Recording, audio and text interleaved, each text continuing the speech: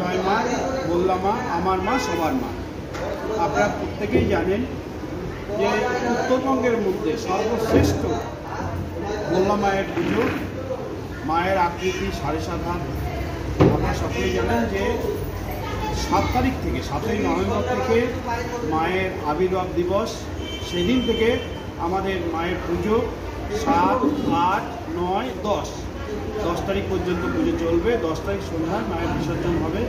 এই মায়ের আবির্ভাব দিবস উপলক্ষে এখানে বিশাল মেলার আয়োজন হয়।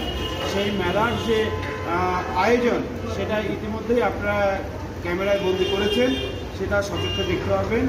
আর প্রত্যেকেই তো মেলাতে আসেন।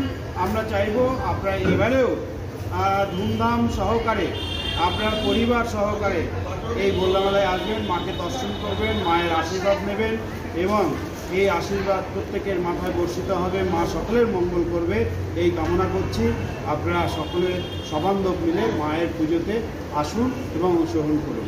আচ্ছা, প্রতি বছর যেরকম আমরা দেখি মায়ের কাছে যখন আমরা আসি, মাকে দেখি আমরা নতুন রূপে। মায়ের বিভিন্ন অলংকার থাকে, নতুনত্ব বিভিন্ন রকম অলংকার হয়। কখনো আমরা দেখেছি রূপার খাড়া থেকে শুরু করে মায়ের হীরের গয়না।